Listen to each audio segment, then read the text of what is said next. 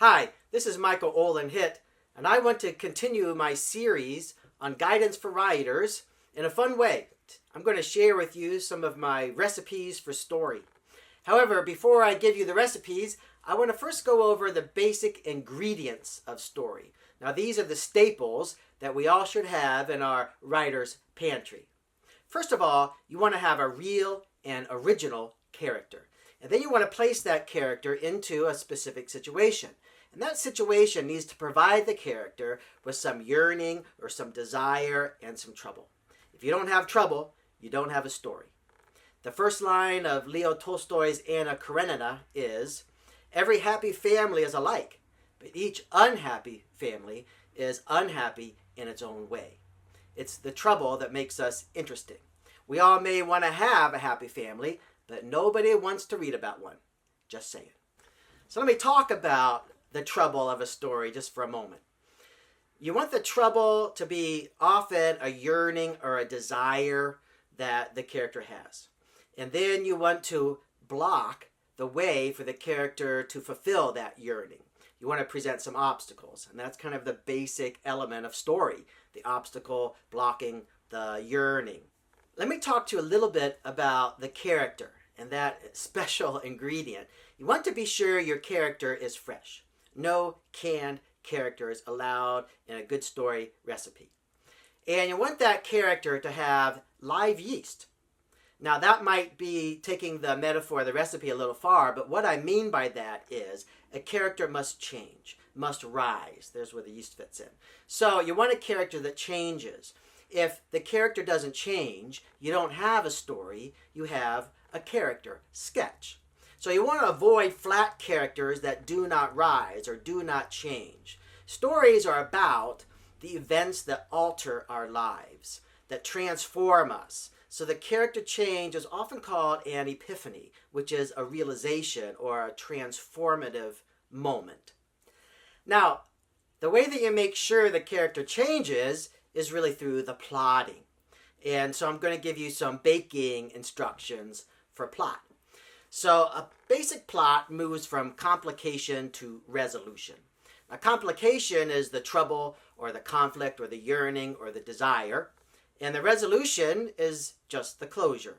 Now, this is important. Resolution does not mean solution.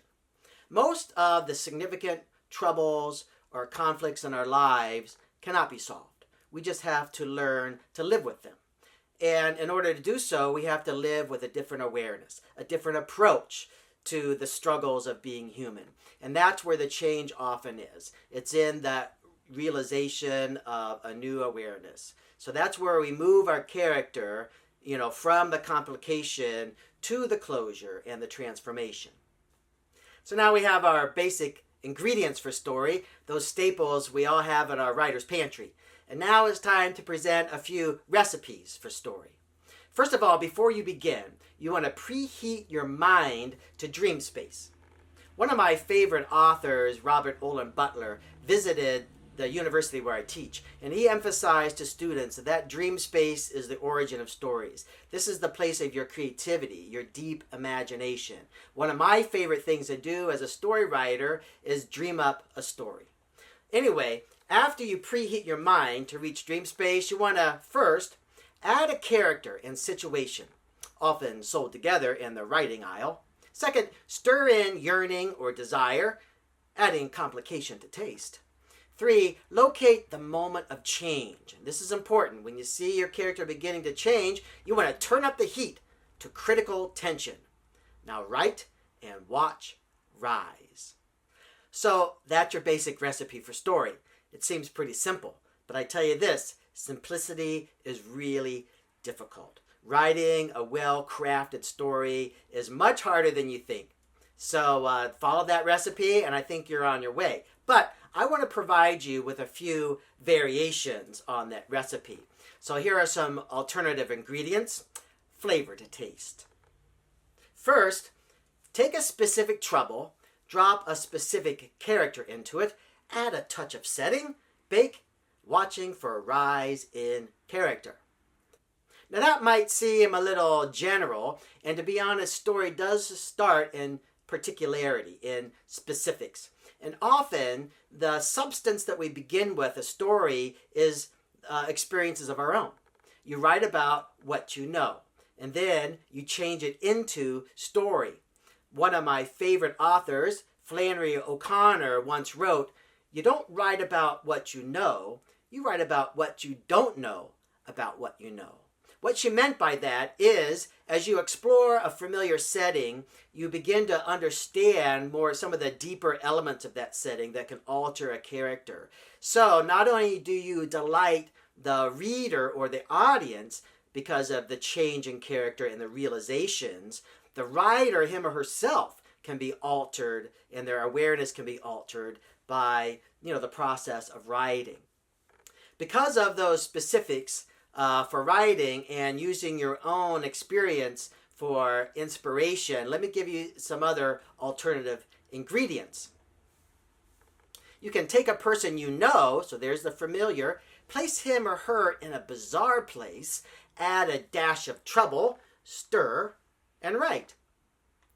You can also take a specific relationship in your life, make it more dysfunctional than in reality, and watch a memory rework itself. Finally, another alternative ingredient is this.